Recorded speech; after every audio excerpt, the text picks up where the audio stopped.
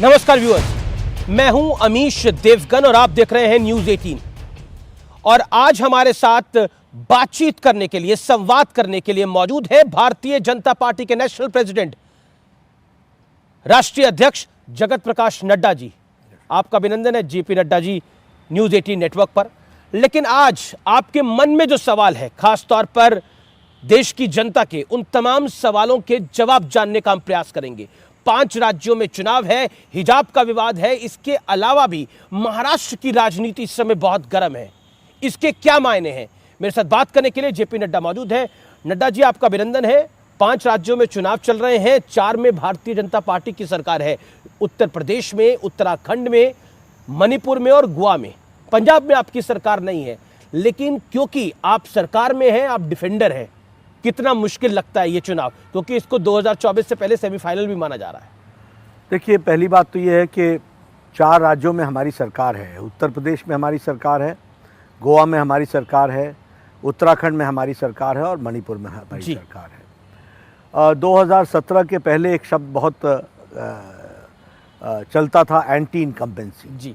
2017 के बाद pro incumbency, यह शब्द हमको सुनने को मिला और 2019 के चुनाव में हमने वो प्रो इनकम्बेंसी देखी। इस चुनाव में भी चारों राज्यों में हमें प्रो इनकम्बेंसी दिखती है। लोग मोदी जी के नेतृत्व में और जो हमारे रिस्पेक्टिव चीफ मिनिस्टर्स हैं, उनके नेतृत्व में जो स्टेट्स चल रही हैं, उसमें आम आदमी, गरीब आदमी जो पीड़ित रहा, जो शोषित रहा, जो वंचित रहा, जो दलित रहा, जो समाज के अंतिम पायदान पर खड़ा था, वह आज अपने आप को एम्पावर्ड महसूस करता है। उसकी एम्पावरमेंट हुई है, महिलाओं की एम्पावरमेंट हुई है, युवाओं की एम्पावरमेंट हुई है, किसान मेन स्ट्रीम में आया है। ये सारी चीज़ें कुल मिला करके इस बात को सूचित करती हैं कि लोग भारतीय जनता पार्टी की सरकारों को समर्थन देना चाहते हैं, आशीर्वाद देना चाहते हैं। ये मुझे दिखने को मिला है। ये आप एक सवाल मेरा, क्योंकि महत्वपूर्ण है उत्तर प्रदेश का चुनाव, सभी चुनाव महत्वपूर्ण है, लेकिन उत्तर प्रदेश के अंदर सरकारें रिपीट नहीं होती है। ऐसा उत्तराखंड में भी हमें देखने को मिला है। लेकिन उत्तर प्रदेश को लेकर, क्योंकि साइकिल वाले कह रहे हैं कि साइकिल सरपट जो है वो दौड़ रही है। पश्चिम में मुस्लिम और जाट एक हो गए हैं।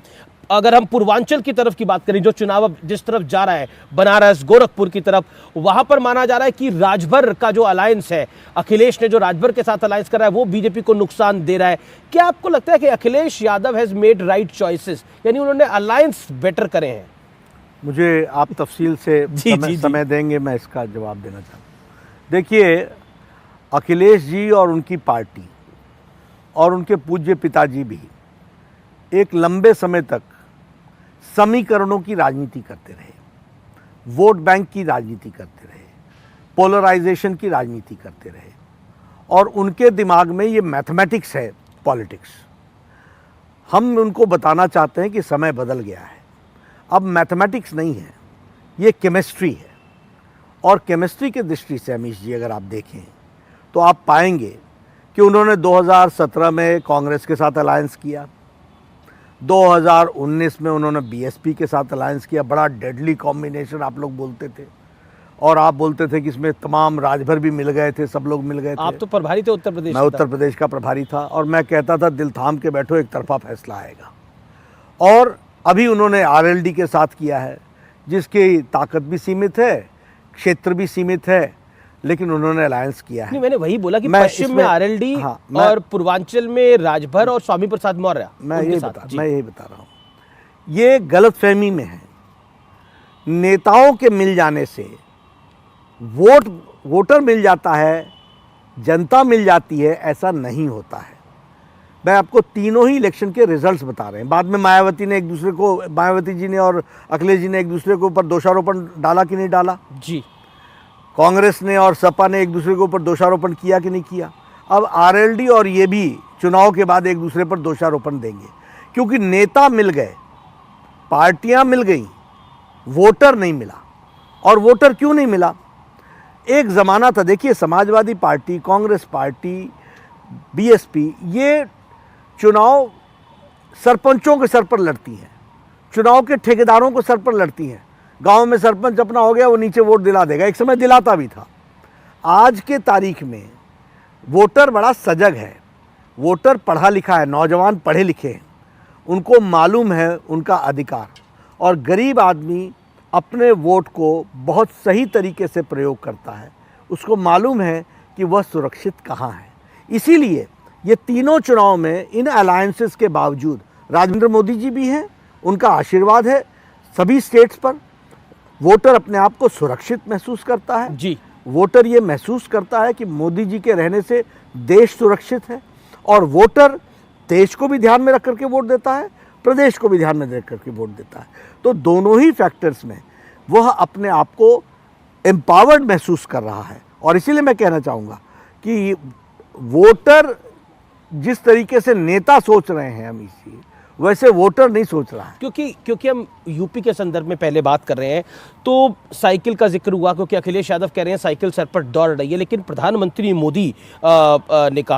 मोदी ने कहा कि जब मैं गुजरात का मुख्यमंत्री था तो अहमदाबाद में साइकिल में बम रखे गए थे, तो अखिलेश ने कहा ये गरीबों का मजाक उड़ाने जैसी बात है। तो उन्होंने बोला, हालांकि भारतीय जनता पार्टी अखिलेश की पार्टी को यानी सपा को आतंकवाद से जोड़ रही है निरंतर। आपने भी एक प्रेस कॉन्फ्रेंस करी, क्यों? देखिए, मेरे को थोड़ा बोलने के लिए थोड़ा सा समय दीजिएगा। अखिलेश जी की पॉलिटिकल अंडरस्टैंडिंग बहुत सीमित है, यही तो दिक्कत आती है। ये परिवार के चांदी के चम्मच से पैदा होकर के जो लोग निकलते हैं ना, उनको राजनीति की समझ नहीं होती है। आम आदमी जानता है कि साइकिल आम आदमी का विषय है, लेकिन जब साइकिल का प्रयोग बम के साथ होता है तो वह समाजवादी की साइकिल हो जाती है। कारण यह है कि अखिलेश जी की आतंकवादियों को बचाने में उनका इतिहास सामने सबको दिखता है। उन्होंने आतंकियों को बचाने के लिए हर प्रयास किया। आपने आरोप लगाया गोरखपुर की अपनी प्रेस कॉन्फ्रेंस में कि 2012 में जब वो सीएम थे, मैं नाम के साथ डेट वाइज मैंने गोरखपुर गोलघर कांड, संकट मोचन बॉम्ब ब्लास्ट बनारस में, काशी में और अयोध्या में और लखनऊ में कचहरी का बॉम्ब ब्लास्ट, श्रमजीवी ट्रेन में बॉम्ब ब्लास्ट, मुंबई के लोकल ट्रेन में बॉम्ब ब्लास्ट, ये जितने भी बॉम्ब ब्लास्ट हुए हैं, दशाश्वमेध घाट पर बॉम्ब ब्लास्ट, ये जितने बॉम्ब ब्लास्ट हुए हैं, उसमें जो आतंकी पकड़ाए थे उनको छुड़ाने का काम अखिलेश जी ने किया है। इसलिए उनकी साइकिल, अखिलेश की साइकिल, और उत्तर प्रदेश की जनता बहुत अच्छे से जानती है, इसको सामान्य जनता से इस साइकिल को मत जोड़िए। ये बॉम्ब वाली साइकिल है, और वो साइकिल अखिलेश जी की सपा की साइकिल है, और उस साइकिल को पर प्रधानमंत्री जी ने कहा था, और जनता भी जानती है कि साइकिल पर वोट डालने का मतलब है कि बॉम्ब ब्लास्ट के और आतंकियों का पनाह देने वाला व्यक्ति का समर्थन करना होगा, और वह देश के लिए एक बहुत घातक होगा। उत्तर प्रदेश के लिए आपका आरोप था कि उन्होंने केस वापस लिए उनके, तो मेरा आपसे सवाल ये है कि क्योंकि आपके सीएम हैं योगी आदित्यनाथ, उत्तर प्रदेश के सीएम हैं, वो कहते हैं कि आपने रामायण में लंकेश चुने होंगे, यूपी में एक दंगेश है, यानी वो अखिलेश को दंगेश कह रहे हैं। क्या आपको लगता है कि क्या बीजेपी डराकर वोट लेना चाह रही है कि अगर बीजेपी नहीं आएगी तो आतंकवादी आ जाएंगे, बीजेपी नहीं आएगी तो दंगा आ जाएगा? डराने की क्या जरूरत है, सच्चाई बताने की जरूरत है। सच्चाई है कि नहीं कि सुप्रीम कोर्ट ने कहा है कि मुजफ्फरनगर में अखिलेश की सरकार मूक दर्शक रही है, ये ऑब्जर्वेशन सुप्रीम कोर्ट का है कि नहीं है? सुप्रीम कोर्ट ने कहा मुजफ्फरपुर के दंगों में कि प्रशासन मूक दर्शक रहा है? सुप्रीम कोर्ट ने ये कहा कि नहीं कहा कि you have given a preferential treatment to some of the sections of the society? तो ये किसने कहा है? तो ये दंगा को प्रोत्साहन देने का कारण बनता है कि नहीं बनता है? तो दंगेश, आंकड़े बताते हैं, आंकड़े मुख्यमंत्री को दंगेश कहना जायज है? आंकड़े, हाँ बिल्कुल। देखिए, दंगा 200 दंगे हुए उनकी 5 साल की सरकार में, और योगी जी की सरकार में एक भी दंगा नहीं हुआ। इसको बताने का मेरा अधिकार है कि नहीं है? और लोगों को डराने का नहीं, लेकिन लोगों को याद दिलाना हमारी जिम्मेदारी है कि नहीं? इसका एक काउंटर पॉइंट ये है, क्योंकि बीजेपी को लग रहा है कि पहले जैसे मुसलमान वोट बढ़ जाता था, वो बसपा में भी जाता था, सपा में भी जाता था, थोड़ा कांग्रेस में भी चला जाता था, लेकिन इस बार मुस्लिम वोट इंटैक्ट है, वो 19% वोट एक तरफ जा रहा है। तो आप चाह रहे हैं कि दूसरी तरफ 80% पोलराइजेशन? हम कभी इस तरीके से सोचते नहीं है अमीश जी। हमारा सीधा प्रिंसिपल है सबका साथ, सबका विकास, सबका विश्वास, सबका प्रयास। और देखिएगा, जिनका आपने नाम लिया, मैं नाम नहीं लेता हूँ, कि वो कम्युनिटी, उसका भी समर्थन आज नहीं तो कल देश के हित में हमको मिलेगा। हम सबको साथ लेकर के चलने की बात करते हैं। मोदी जी, सबको, देश को मजबूत बनाना है, सबको साथ लेकर के चलना है। ये वोट बैंक की पॉलिटिक्स और पोलराइजेशन की पॉलिटिक्स वो करते हैं। हमने तो कभी नहीं कहा कि ये कम्युनिटी। दूसरी तरफ से पलटवार होता है कि वोट बैंक के लिए आप आतंकवाद, दंगेश और हिंदुत्व की बात करते हैं, क्योंकि प्रियंका वाड्रा से जब हमारे संवाददाता ने सवाल पूछा आतंकवाद के ऊपर, उन्होंने बोला फिजूल की बात है ये। देखिए ना, ये दुर्भाग्य है, चांदी के चम्मच के साथ पैदा हुए हैं, जिन्होंने अपना पिता खो दिया इसी यही आतंकवाद के उसमें, उनको अगर ये फिजूल की बात लगती हो, फिजूल का मुद्दा है, क्लियरली बोला मैंने भाषण में अपने कहा कि इनकी अंडरस्टैंडिंग देखो ना, इनकी पॉलिटिकल अंडरस्टैंडिंग देखो ना। अब आपने प्रियंका जी की बात कर दी, यहाँ बोलती हैं उत्तर प्रदेश की बेटी हैं, और पंजाब में जब चन्नी बोलता है कि यूपी के भैयों को और बिहार के भैयों को घुसने मत देना, तो तालियां पीटती हैं। तो ये तो देखिए, ये सिल्वर स्पून के साथ बॉर्न हुए लोगों को धरती की जानकारी और देश की प्रति कमिटमेंट और देश की अंडरस्टैंडिंग कितनी सतही तौर पर है, ये कितने सुपरफिशियल है, ये इस बात को बताता है। एक इंटरव्यू में प्रियंका गांधी ने हाल ही में कहा कि अगर पूरा विपक्ष यूपी में एकजुट होता तो ज्यादा मजबूत परिणाम होंगे इसके।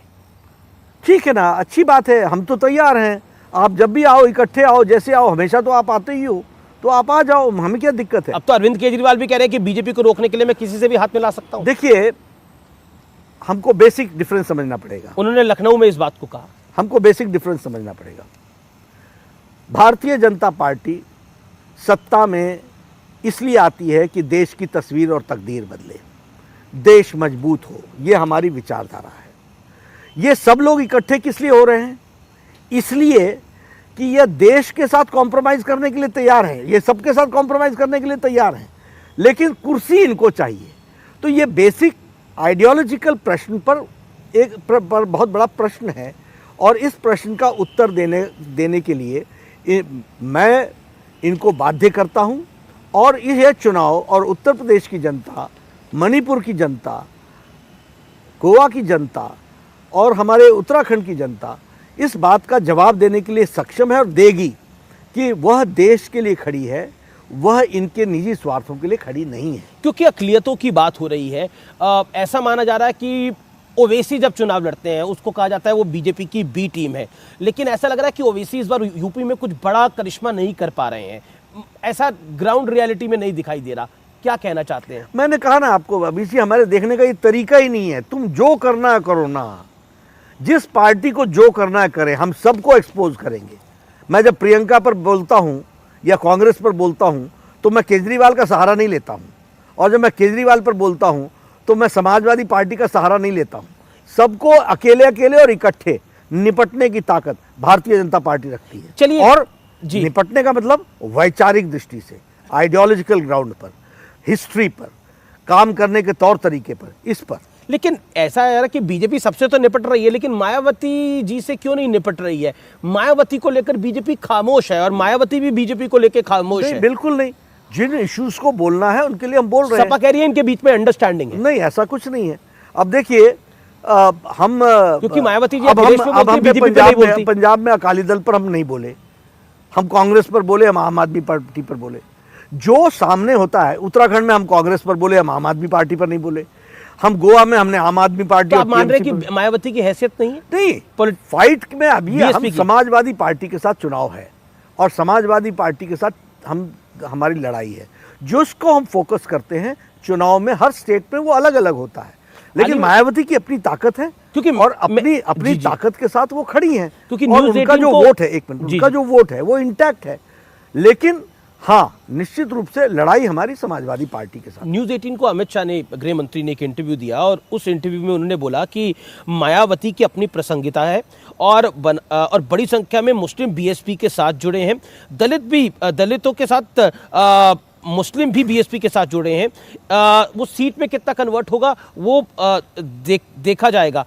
क्या आपको लगता है कि क्योंकि आप कह रहे हैं कि मायावती डायरेक्ट फाइट एसपी के साथ है, मायावती उतनी स्ट्रांग नहीं है? नहीं, स्ट्रांग है, उनके अपने वोट बैंक हैं जी। एक उनकी अपनी ताकत है और उनकी समाजवादी पार्टी की भी ताकत है और लिमिटेशन भी है। वैसे ही बीएसपी की भी ताकत भी है और लिमिटेशन भी है। क्यों? क्योंकि ये sections of the society represent करते हैं, तो उसकी एक ताकत भी होती है और एक लिमिटेशन भी होती है। क्योंकि मैं ये सवाल इसलिए पूछ रहा हूँ, समाजवादी पार्टी खुलकर मंचों से कहती है कि अपना वोट बीएसपी पे आप जाया मत करना, क्योंकि हमारी डायरेक्ट फाइट है। आप बीएसपी को लड़ाई में देखते हैं? हम देखते हैं।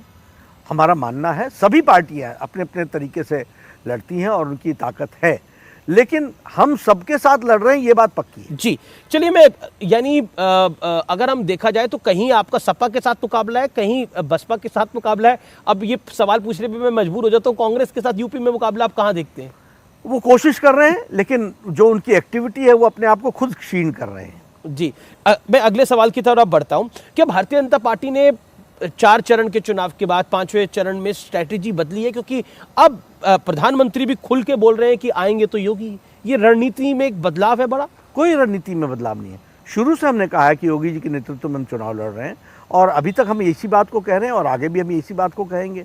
और इसके साथ साथ हमारा मुद्दा है सुरक्षा, हमारा मुद्दा है दंगा रहित उत्तर प्रदेश, हमारा मुद्दा है माफिया समाप्त हो, हमारा मुद्दा है विकास हो, हमारा मुद्दा है यूनिवर्सिटीज़ इंस्टीट्यूशंस और फ्लरिश करें, हमारा मुद्दा है कनेक्टिविटी बढ़े, हमारा मुद्दा है हेल्थ इंफ्रास्ट्रक्चर। और लेकिन आपका मुद्दा तो ये भी है कि हमने अयोध्या बना दी है, हमने काशी बना दी है, अब हम मथुरा भी बनाएंगे। ऐसा हमने इस तरीके की बात हमने नहीं कही। हमने ये जरूर कहा कि दीपोत्सव आपके डिप्टी सीएम कहते हैं, सीएम कहते हैं। देखिए, हर एक कोई अपने अपने ढंग से किसी चीज़ को इंटरप्रेट करते होंगे, लेकिन भारतीय जनता पार्टी स्पष्ट है, सबका साथ, सबका विकास, सबका विश्वास, सबका प्रयास।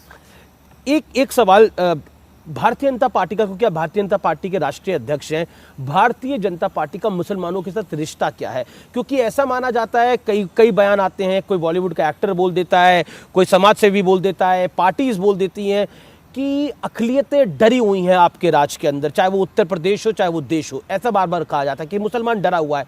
बीजेपी और मुसलमानों का रिश्ता क्या है? देखिए, सबका साथ, सबका विकास, सबका विश्वास, सबका प्रयास, यह मूल मंत्र है जिसको लेकर के भारतीय जनता पार्टी मोदी जी के नेतृत्व में आगे बढ़ रही है। दूसरी बात, इस देश में अपीजमेंट को अगर आप रास्ता मानते हैं तो अपीजमेंट किसी का नहीं, किसी की भी तुष्टीकरण नहीं होगी। सबका साथ होगा, सबका विकास होगा, सबका सहयोग के साथ चलेंगे। जो इस तरीके की शब्दावली बोलते हैं कि कोई सेक्शन ऑफ द सोसाइटी डरा हुआ है या किस तरीके का, उसके पीछे के कारणों को ढूंढना पड़ेगा। एक क्योंकि आप बीजेपी के राष्ट्रीय अध्यक्ष हैं, इसलिए ये सवाल मैं पूछ रहा हूं। एक आपकी सरकारों पे एक ब्लेम लग रहा है, अब ब्लेम लग रहा है, या फिर बीजेपी तो इसको तमगा समझती है कि ये हिंदुत्ववादी सरकार है।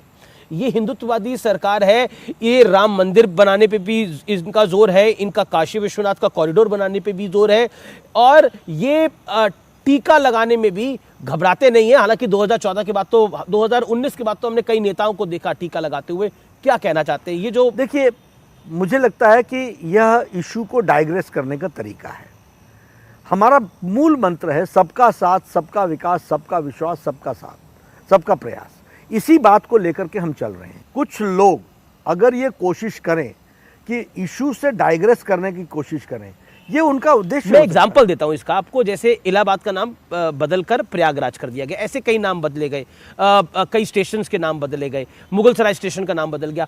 वो एक एग्जाम्पल होता है कि ये नाम बदलने की प्रक्रिया चल रही है एक तरह से। उस पर आप क्या कहना चाहते हैं? नहीं, मैं बिल्कुल ये कहना चाहूँगा। देखिए, कुछ चीज़ें जिसके साथ भारत की जनता जुड़ी है उसको लोग सामने रखने का प्रयास करते हैं और उसको ठीक ढंग से रखने की कोशिश करते हैं।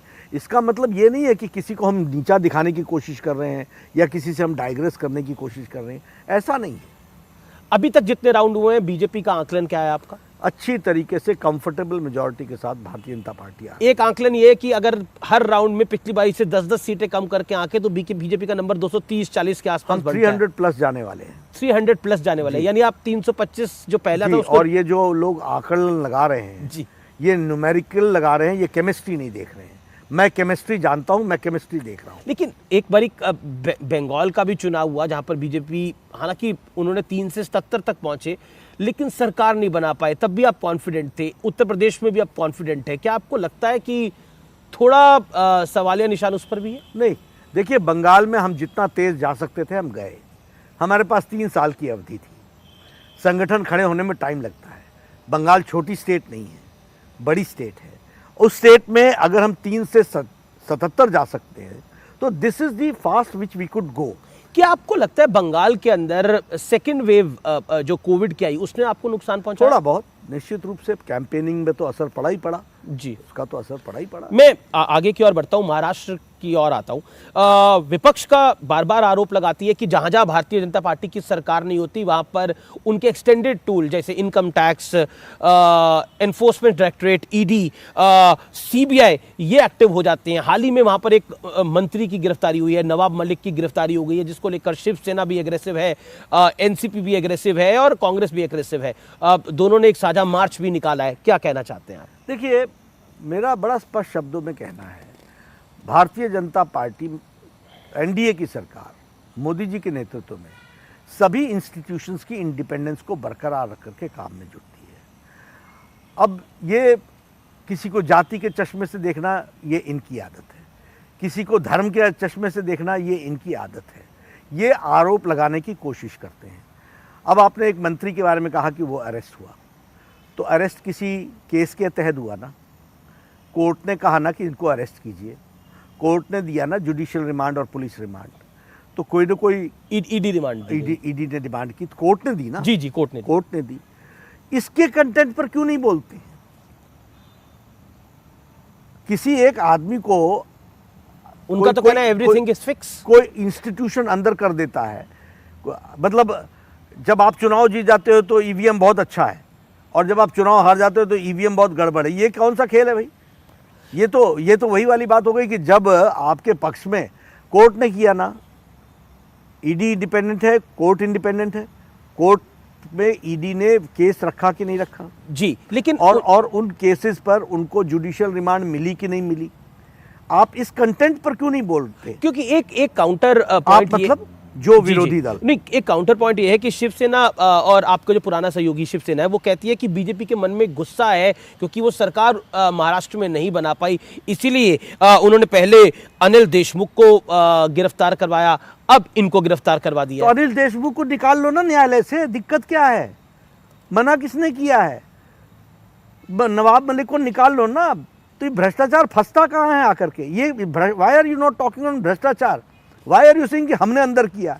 अब वो उनसे मैंने सवाल पूछा, तो उन्होंने बोला कि देखिए डिस्ट्रेस सेल हो जाता है। कितने दिनों से अंदर है? काफी महीने हो गए। तो फिर जुडिशियल प्रोसेस है ना। नवाब मलिक के केस पे मैंने सवाल पूछा, उन्होंने बोला, कांग्रेस के प्रवक्ता ने भी बोला, शिवसेना ने भी बोला कि डिस्ट्रेस सेल हो सकती है कोई, कि किसी को 40 लाख 4 करोड़ का प्लॉट 40 लाख रुपए। ठीक है ना, तो कोर्ट में जवाब देना ना, पता चल जाएगा आपको, दूध का दूध पानी का पानी हो जाएगा। वाई डू यू हम जजमेंटल क्यों हो रहे हैं? मैं तो नहीं हो रहा हूँ जजमेंटल, मैं तो नहीं कह रहा हूँ कि नवाब मलिक पर केस ठीक डला है, हम कह रहे हैं जो कंटेंट है उसका जवाब कोर्ट एग्जामिन करेगी, बताएगी। क्योंकि डी कंपनी यानी दाऊद के साथ लिंक की बात है, इसलिए मामला सीरियस है। लेकिन मैं अगर यही शब्द बोलूंगा तो बोलेंगे आप आरोप लगा रहे हो, इसलिए मैं ये शब्द नहीं बोलता हूँ। मैं कहता हूँ कोर्ट में नहीं, ये तो मतलब जो जानकारी है उपलब्ध, मैं इसलिए कहता हूँ जो कोर्ट में आपके ऊपर चार्जेस लगे हैं, क्योंकि इसकी गूंज उत्तर प्रदेश के चुनाव तक पहुंच गई है। अखिलेश यादव कह रहे हैं कि जब देशभक्तों के खिलाफ लड़ने वालों की गूंज सारे देश में पड़ेगी, सारे देश में ये गूंज जाएगी। अखिलेश अगर टेररिस्टों को बचाता है तो हम छोड़ने वाले नहीं हैं, हम गांव-गांव गली-गली पहुंचाएंगे। तो क्योंकि अखिलेश यादव कह रहे हैं कि बीजेपी घबरा रही है, चुनाव में हार रही है, इसलिए गिरफ्तार करवा रही है। क्यों घबराने का क्या सवाल है? करहल में तुम पूज्य पिताजी को ले जाते हो और हमसे बोलते हो कि हम घबराए हुए हैं। तुम्हारे जो लोग बीजेपी को छोड़ करके गए उन्होंने अपनी कंसेंसी छोड़ दी और घबराए हुए हम दिख रहे हैं कि ये क्या मतलब है? मेरे तो समझ कह रहे हैं आप एजेंसियों का बेजा इस्तेमाल कर रहे हैं। इन एजेंसीज में कहाँ आती है? आपको विधानसभा आपने अपनी सीट छोड़ दी और एक सीट पर आप गए और वहां पर आपको पूज्य पिताजी को लाना पड़ा, इसमें एजेंसी कहाँ आती है? इसमें तो लोग सीबीआई, ईडी और आईटी की बात कर रहे हैं। ईडी नहीं, मैं तो बात कर रहा हूं कि घबराया कौन है। आप देखिए, अब आपने कहा कि अखिलेश जी उत्तर प्रदेश का चुनाव कहाँ लड़ रहे हो, तो अभी तक करहल का चुनाव लड़ रहे थे, अपने पूज्य पिताजी को क्यों लाना पड़ा? मेरे को समझाइए तो जरा सा। उनके पिताजी है, चुनाव प्रचार में यूज करते हैं। हाँ, तो और जगह भी जाते हैं, आप भी प्रधानमंत्री को यूज करते हैं, अमित शाह को यूज करते हैं, और जगह भी जाते। वो तो सीट फंस गई, घर की सीट फंस गई, खुद की सीट फंस गई है। आप क्या कह रहे हैं? करहल की सीट फंसी हुई है? हाँ, बिल्कुल फंसी हुई है, अच्छे से फंसी हुई है, और इसीलिए मुलायम सिंह जी को लाना पड़ा उनको। ये स्थिति है उनकी, इसीलिए मैंने कहा वो उत्तर प्रदेश का फंसी हुई है पर निकल जाएगी। देखिए, जब फंसी हुई होती है तो फिर आपको मालूम है कि नतीजा क्या होता है। जी, तो आप कह रहे हैं एसपी सिंह बघेल जीतेंगे उधर से? जी। चलिए, अब मैं आगे एक अगला सवाल, क्योंकि महाराष्ट्र की बात हो रही है, क्योंकि जैसे ही ये अरेस्ट हुआ, शरद राव पवार को ममता बनर्जी ने कॉल किया और बोला कि विपक्ष को अब एकजुट हो जाना चाहिए, क्योंकि आपने बोला कि हम देशभक्त हैं, इसलिए हमें सबसे लड़ाई लड़ना पड़ेगा। किस किस से लड़ेंगे आप? ममता बनर्जी से भी लड़ेंगे, शरद राव पवार से भी लड़ेंगे, अखिलेश यादव से भी लड़ेंगे, अरविंद केजरीवाल से भी लड़ेंगे, राहुल गांधी से भी लड़ेंगे, प्रियंका गांधी से भी लड़ेंगे, महबूबा मुफ्ती से भी लड़ेंगे। तो कहीं ना कहीं, और टीआरएस भी अब तो एक्टिव हो गई है, चंद्रशेखर राव भी एक्टिव हो गए, तो ऐसा लग रहा है कि एक महागठबंधन तैयार हो रहा है नेशन वाइड आपके खिलाफ। मना किसने किया है? आप इकट्ठे होइए ना। हर चुनाव में अमीश जी, चुनाव के पहले ये भारत भ्रमण पर निकलते हैं, मेरी बात ध्यान से सुनिएगा, और हर चुनाव के नतीजे आने के बाद फिर से ये भारत भ्रमण करते हैं। मना किसने किया है? आप कीजिए ना, ये प्रजातंत्र है। लेकिन हम भी लोगों को एक्सपोज करेंगे ना कि ये रीजनल पार्टीज और ये परिवार की पार्टियां देश के लिए कितनी घातक होती हैं, और अपने परिवार के लिए ये देश से कॉम्प्रोमाइज करती हैं। ये भी मैं बताने के लिए, हम नहीं बताएंगे कि नहीं बताएंगे। एक तरफ भारतीय जनता पार्टी, देखिए मेरा बड़ा सीधा मानना है कि the only party, national party with ideological background is Bharatiya Janata party. Rest all parties have become family parties, dynasty parties, regional parties, and regional aspirations को उजागर करके नेशनल इंटरेस्ट के साथ भी कॉम्प्रोमाइज करना ये तरीका बन गया है। अब इसके साथ अगर झगड़ा होना है, आज हो या कल हो या परसों हो, जब हो, होना ही है, और ये हम लड़ने के लिए तैयार हैं ही हैं, हमने लड़ना ही है। पर क्या आपको लगता नहीं है, क्योंकि हाल ही में चंद्रशेखर राव जो थे, उन्होंने शरद राव पवार से, उद्धव ठाकरे से भी मुलाकात करी, और ऐसा लग रहा है कि एक तीसरा मोर्चा, यानी कांग्रेस का अस्तित्व उतना मजबूत नहीं रहा है, तो एक वैकल्पिक मोर्चा भारतीय जनता पार्टी के खिलाफ खड़ा करा जा रहा है। बीच में खबर आई कि वो नीतीश कुमार को भी इसमें शामिल करने की देखिए, जो कि मौजूदा मुख्यमंत्री, प्रजातंत्र है, किसी को भी किसी से मिलने की छूट है, आप जरूर मिलिए। पिछली बार आपने पूर्व से शुरू किया था, ममता जी के पास गए थे ये चंद्रशेखर राव, अब इस बार ये शरद पवार जी के पास गए, पश्चिम भ्रमण पर गए हैं। अब क्योंकि प्रेसिडेंशियल इलेक्शन भी अराउंड द कॉर्नर है, नीतीश कुमार को भी उस तीसरा मोर्चा अपने साथ लेगा और उनको प्रेसिडेंट बनाने की बात हो सकती है, ऐसी चर्चाएं हैं। देखिए, योर कमेंट्स ऑन दिस? देखिए, मेरा कोई कमेंट नहीं है। हमारा रिश्ता नीतीश कुमार जी के साथ, हम काम कर रहे हैं बिहार में, वो हमारे मुख्यमंत्री हैं, पूरी ताकत के साथ लगे हैं, पूरे अच्छे तरीके से एनडीए में काम चल रहा है, और इस तरीके की लोगों में संदेह पैदा करना ये इनका रास्ता हो सकता है। We are a matured party and we are an ideological based party. हम इतने जल्दी इस तरीके के न निष्कर्ष पर आते हैं, न निर्णयों पर आते हैं। हमारी पार्टी बहुत सोच समझ करके ही काम में जुटी। आपके प्रदेश अध्यक्ष हैं महाराष्ट्र की चंद्रकांत पाटिल, उन्होंने बयान दिया कि 10 मार्च के बाद महाराष्ट्र में बड़ा बदलाव होगा, यानी सरकार में बदलाव होगा। What you have to say? देखिए, I have not gone through the statement and what intention, लेकिन 10 मार्च के बाद भारतीय जनता पार्टी 4 स्टेट्स में जीत करके फिर से आएगी। इसका एक राजनीतिक बदलाव माहौल पर तो आएगा ही आएगा, और वो माहौल में निश्चित रूप से तो महाराष्ट्र की सरकार पे खतरा है कोई क्या? सरकारों पर हम कभी खतरा अपने तरफ से करते नहीं है। ये लोग अपने ही वजन से गिरते हैं, ये लोग अपने ही कारणों से जाते हैं। हमारा ये सोचने का तरीका नहीं है। मेरा अगला सवाल, क्योंकि इस समय चर्चा में हिजाब विवाद बहुत ज़्यादा है, क्योंकि ये बहुत गहराता जा रहा है। शिवमोगा में तो एक हर्षा नाम के लड़के की को मौत के घाट उतार दिया गया, चाकू से गोद दिया गया, क्योंकि उसने फेसबुक पे एक पोस्ट लिखा था, सोशल मीडिया पे एक पोस्ट लिखा था हिजाब के विरुद्ध। क्या कहना चाहते हैं? आप ही की सरकार है कर्नाटक में। देखिए, भारतीय जनता पार्टी एक जिम्मेवार राष्ट्रीय पार्टी है और वैचारिक दृष्टि से काम करती है। धर्म के आधार पर लोगों का उन्माद बढ़े, यह उचित नहीं है। इसलिए हम जिम्मेवारी तरीके से सेल्फ रिस्ट्रेंट करते हुए अपने आप को ऐसे विषयों के बारे में कोई समाधान की ओर चलें तो अच्छा रहता है। फिलहाल ये जो विषय है, यह विषय कोर्ट के, न्यायालय के उस पर है। मेरी टिप्पणी करना न्यायालय के, जब कोई चीज़ अधीन हो, वो उचित नहीं होगा। लेकिन हाँ, इतना ज़रूर है कि हम सब लोगों को कहते हैं कि सावधानी बरतें वक्तव्यों में भी, और न्यायालय पर विश्वास करें और पुलिस एजेंसीज पर विश्वास करें। हमने एक अपना कार्यकर्ता खो दिया जी, हमारे जो जिसके बारे में आप कह रहे हैं। भावनाएं उठती हैं, भावनाएं तो आएंगी, लेकिन भावनाओं को संभालना और लॉ इन्फोर्सिंग एजेंसीज को पूरी तरीके से चीज़ों को इम्प्लीमेंट करें और लॉ एंड ऑर्डर मेंटेन रहे, ये हमारी जिम्मेवारी बनती है। क्या आप हिजाब जो विवाद ये खड़ा हुआ, इसका एक पॉलिटिकल रंग हो सकता है, लेकिन क्या आपको लगता है कि स्कूल में एक ड्रेस कोड को फॉलो करना चाहिए, या फिर कोई हिजाब डाल के आ रहा है, कोई कुछ डाल के आ रहा है, ये फॉलो होना देखिए, चाहिए? भारत संविधान के तहत चलता है और संविधान पर हम विश्वास करने वाले लोग हैं और न्यायालय पर भी विश्वास करने वाले लोग हैं। डिटेल में न्यायालय इस पर अपना वक्तव्य देगा, टिप्पणी देगा और उसके बाद हम उसको फॉलो करने का प्रयास करेंगे जी। जहाँ तक व्यक्तिगत रूप में हर एक ऑर्गेनाइजेशन को एक अपनी इंडिपेंडेंस है कि वो इंटरनल डिसिप्लिन को अपने ढंग से इम्प्लीमेंट करे, ये उसके सोच का तरीका है, इसको इसी तरीके से सोचना चाहिए। लेकिन अब ये विवाद स्कूल से बाहर निकल चुका है, अब तो पॉलिटिकल रंग इसका इसलिए इसमें न्यायालय सोच रहा है, तो न्यायालय सारी बातों को ध्यान में रख करके जो जवाब देगा उसको हम लोग इम्प्लीमेंट करेंगे। ओवैसी कह रहे हैं कि मैं दाढ़ी रखूं, मैं टोपी रखूं, मेरी बहन बुर्का डाले, मेरी बहन हिजाब डाले, इससे बीजेपी की सरकार कौन होती है बोलने वाली? तो बीजेपी की सरकार ने बोला भी नहीं है, बीजेपी की सरकार ने कभी नहीं बोला, नहीं बीजेपी ने बोला। कर्नाटक में आपके मंत्री बोल रहे हैं कि हिजाब नहीं चलेगा। मैंने तुरंत उसी समय उनको टोका है और मैंने स्पष्ट रूप में बोला है, you can't cross the line, we work under constitution.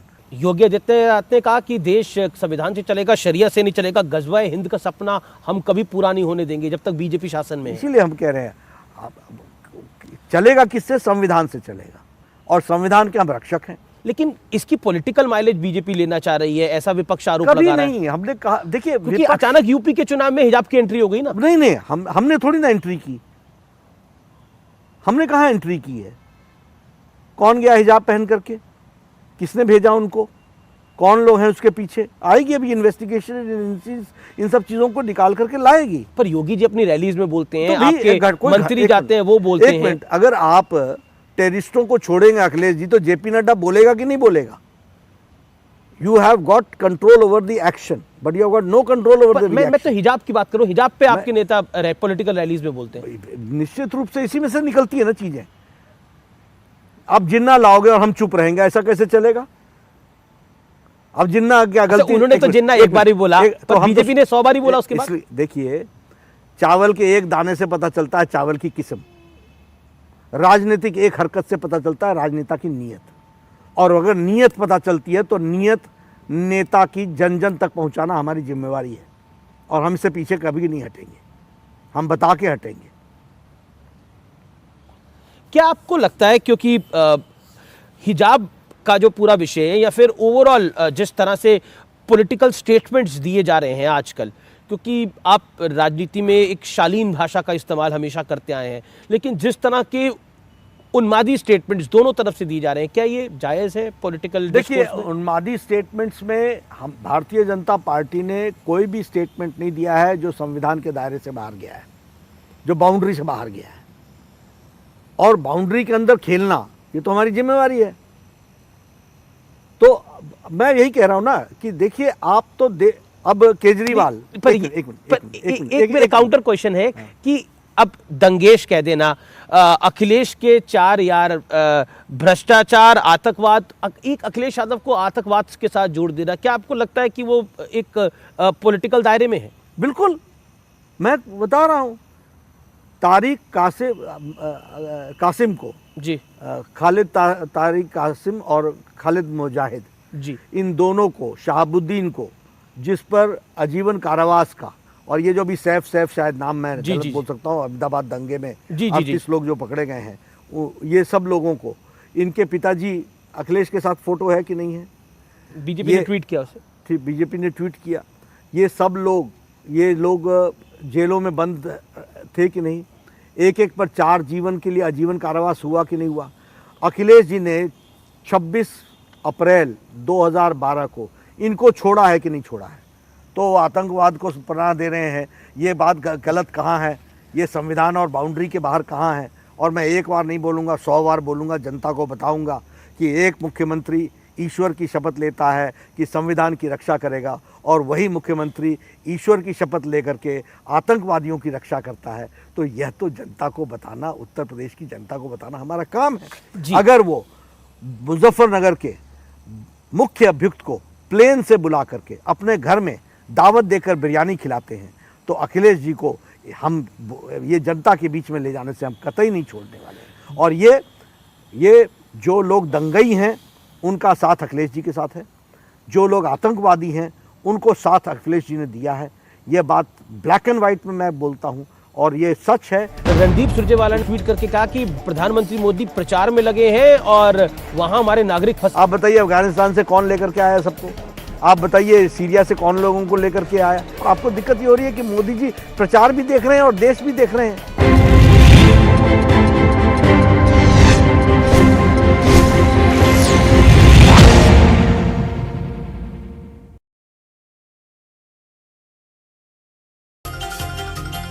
Indore के सांवेर में सिम शिवराज के किसानों को सौगात, मेरी पॉलिसी मेरे हाथ योजना के तहत किसानों को कृषि फसल बीमा।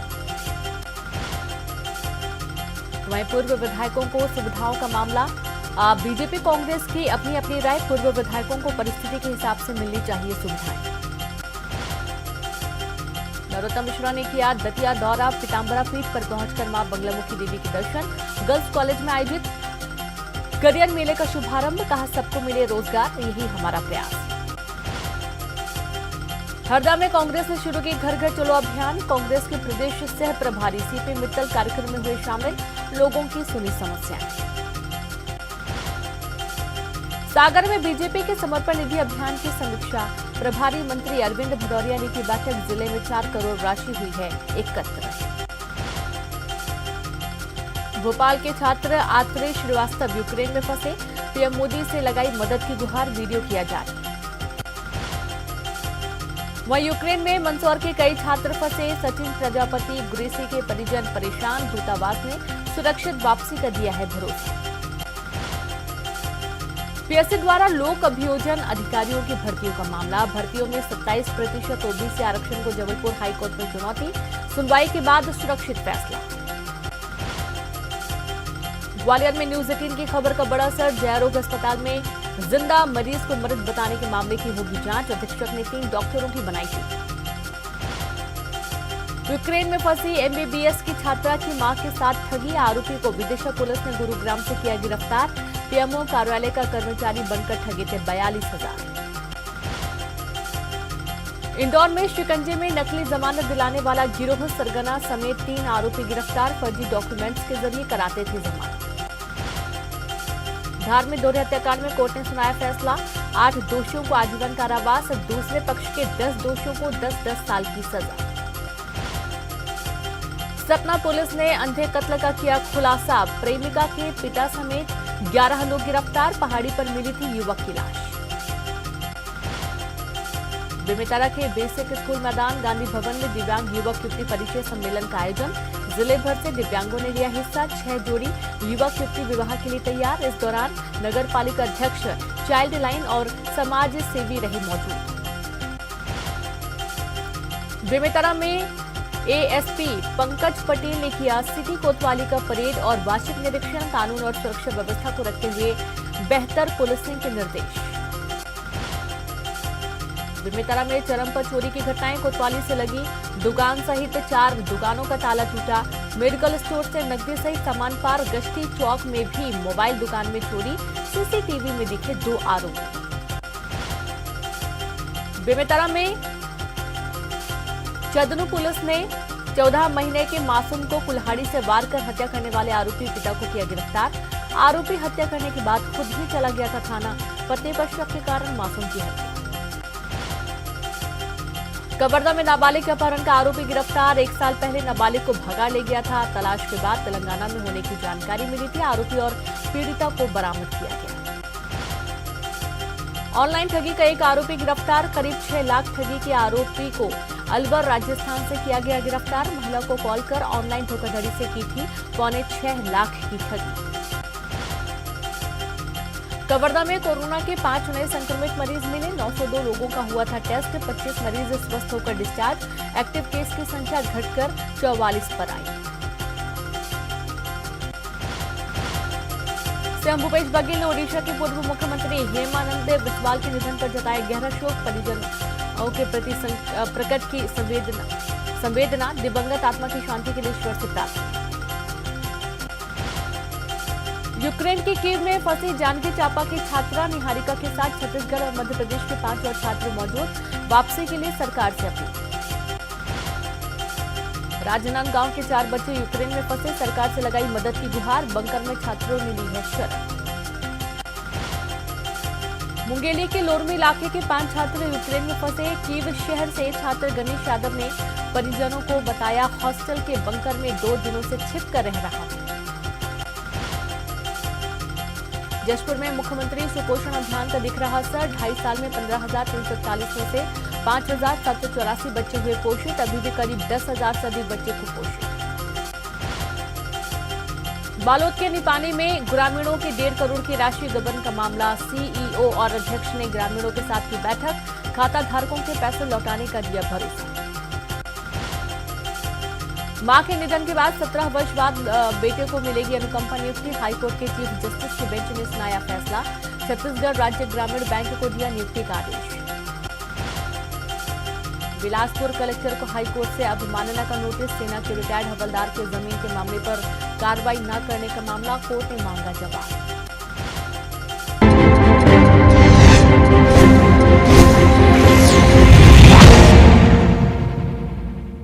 इस बार पंजाब में क्या होने वाला है, क्योंकि देश की नजर उस पर है? पंजाब में अच्छा होगा भारतीय जनता पार्टी के लिए।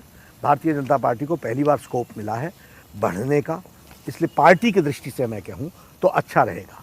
आपका आकलन क्या है? आपने हंग असेंबली की ओर जा रहा है, लेकिन आपने ये प्रश्न पूछा है तो मैं पंजाब के बारे में ये जानना चाहूँगा, और मैं चाहूँगा कि आप अब इस बात को भी ध्यान में लें कि केजरीवाल जी पर उनके ही साथी ने, कुमार विश्वास जी ने, जो उनके साथ एक समय में पार्टी को खड़ी करने वाले लोग थे, उन्होंने एक बहुत गंभीर आरोप लगाया और आपने आज दिन तक जवाब नहीं दिया।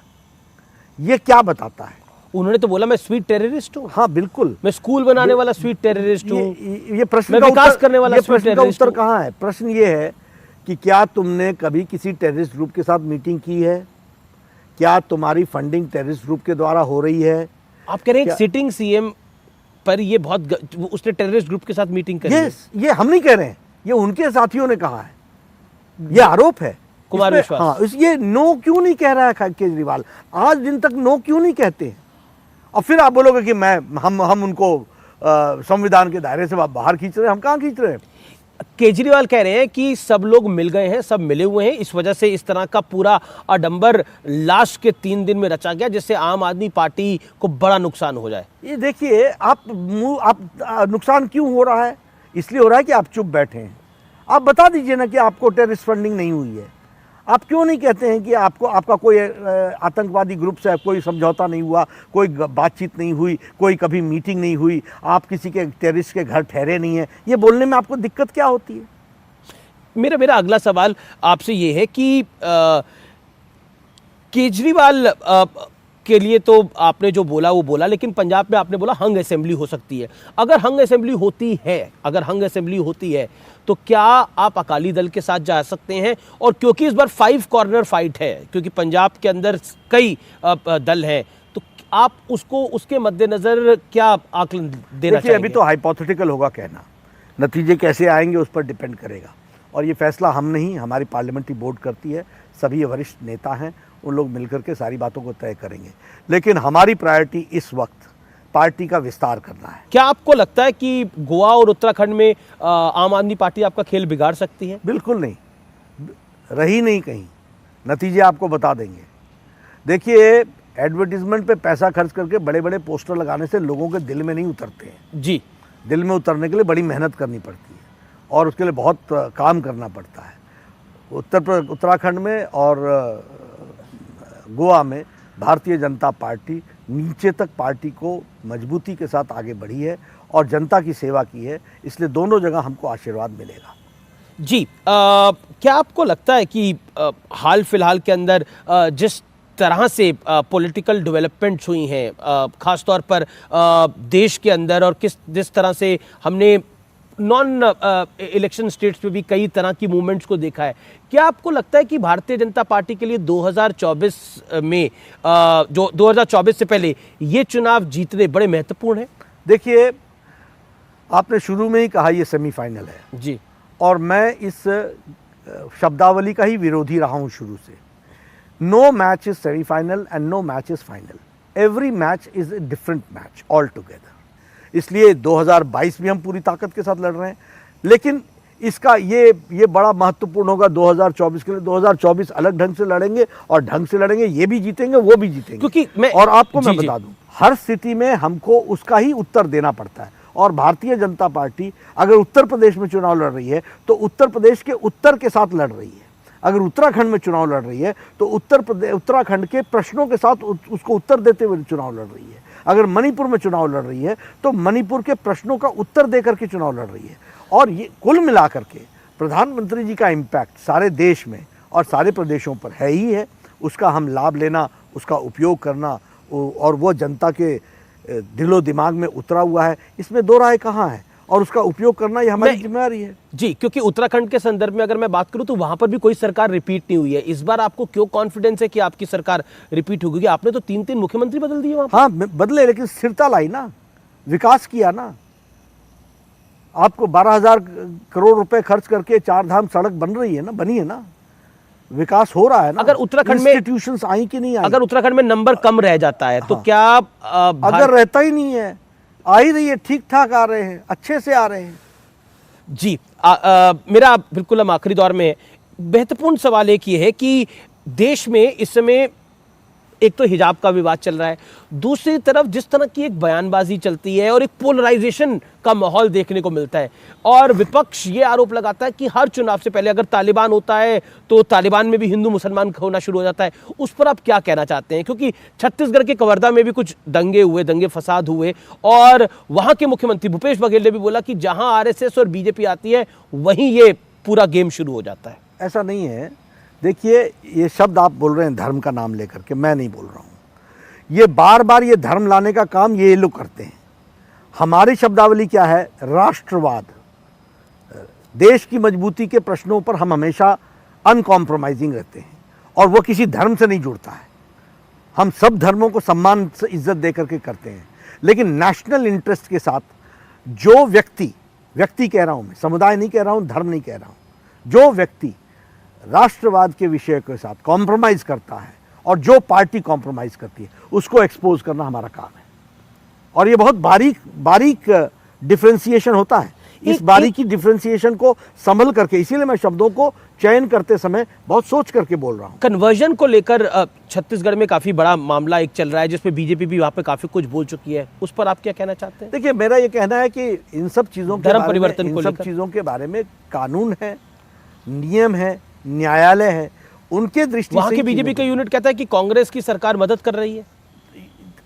निश्चित रूप से जहां जहां ये सरकार में आते हैं ये इस तरीके की चीज़ों को हवा तो देते ही हैं, उसके प्रमाण होंगे उनके पास, इसलिए वो कहा होगा उन्होंने जी। क्योंकि अब मैं आ जाता हूं जो कि यूक्रेन के मुद्दे के ऊपर, यूक्रेन और रशिया के बीच में जो चल रहा है। मैं निश्चित तौर पर जानता हूं कि आप रूलिंग पार्टी के प्रेसिडेंट हैं, लेकिन वहाँ पर भारतीयों के संदर्भ में भारतीय बच्चे फंसे हुए हैं। कुछ बच्चे गुजरात के हैं, कुछ बच्चे हरियाणा के हैं। इस पे को लेकर भी कई सारी पॉलिटिकल बयानबाजी हो रही है, क्या कहना चाहते हैं आप? देखिए, प्रधानमंत्री मोदी जी के नेतृत्व में गवर्नमेंट ने हमेशा प्रोएक्टिव होकर के रिस्पॉन्सिव गवर्नमेंट के तरीके से काम किया है और काम कर रही है। इसलिए इस विषय के बारे में भी गवर्नमेंट प्रोएक्टिव है। प्रधानमंत्री मोदी जी के नेतृत्व में मिनिस्ट्री ऑफ एक्सटर्नल अफेयर्स पूरे एक्टिवली। पर हमारे 20,000 नागरिक फंसे हुए हैं। बिल्कुल, सभी नागरिकों को लाने का काम अभी तक का इतिहास किसका है? मोदी जी का है। पर रणदीप सुरजेवाला ने ट्वीट करके कहा कि बीजेपी और प्रधानमंत्री मोदी प्रचार में लगे हैं और वहां हमारे नागरिक फंसे, बच्चे फंसे हैं। देखिए, ये इनका काम ही बयानबाजी करना है। अमित जी, आप मेरे को क्यों इंटरव्यू के अंत में इन लोगों पर कुछ टिप्पणी करवाने की बात करते हैं? इन लोगों ने कोरोना पर क्या कहा था, आज अमेरिका की स्थिति क्या है और यूरोप की स्थिति क्या है और भारत की स्थिति क्या है कोरोना में। मोदी जी ने इस देश को बचा लिया, लेकिन इनके बयान अगर ढूंढें तो हास्यास्पद लगता है। आज भी जो ये बोल रहे हैं, आप बताइए अफगानिस्तान से कौन लेकर के आया सबको? आप बताइए सीरिया से कौन लोगों को लेकर के आया? आप बताइए जो हमारी नर्सेज फंसी हुई थी बेचारी, उनको निकाल करके लाने का काम किसने किया है? आप बताइए कि कभी भी कहीं भी कोई डिस्ट्रेस आया है तो वहाँ से लोगों को इवैक्यूएट करने का काम किसने किया है। पर वो कह रहे हैं हम आपको याद दिला रहे हैं, अखिलेश यादव कह रहे हैं कि भारत सरकार तुरंत अपना दायित्व निभाए। हाँ तो निभा रही है ना, आपको उससे दिक्कत, आपको दिक्कत ये हो रही है कि मोदी जी प्रचार भी देख रहे हैं और देश भी देख रहे हैं, ये आपको दिक्कत हो रही है। आपकी तरह थोड़ी ना है कि आराम से बैठ करके जैसे आपने मुख्यमंत्री काल में चलाया कि मुजफ्फरपुर नगर का दंगा हो गया और आप सोए रहे, ऐसे थोड़ी ना चलता है देश। जी मेरा आपसे एक सवाल है कि कितना नंबर फाइनली आप देख रहे हैं? 300 plus chemistry, no numerical 300 plus. हाँ ये जितने कुछ भी गुंजाइश नहीं हो सकती? कोई गुंजाइश नहीं है। क्योंकि अखिलेश यादव के साथ मैंने इंटरव्यू किया, उनसे मैंने सवाल पूछा आपकी कितनी सीटें आ रही, उन्होंने बोला 403 में से 400। अब भगवान उनको सुबुद्धि दे, मैं तो ही कह सकता हूँ। लेकिन उन्हें तो भगवान कृष्ण के भी सपने आते हैं अब। हाँ, आते होंगे, वो व्यक्तिगत मामला है, मैं उस पर टिप्पणी नहीं करूंगा, लेकिन उनके आतंकवादी दोस्ती को तो मैं टिप्पणी जरूर करूंगा। जी चलिए नड्डा जी, आपने हमें इतना समय दिया, आपका बहुत बहुत शुक्रिया। Thank you so much. धन्यवाद।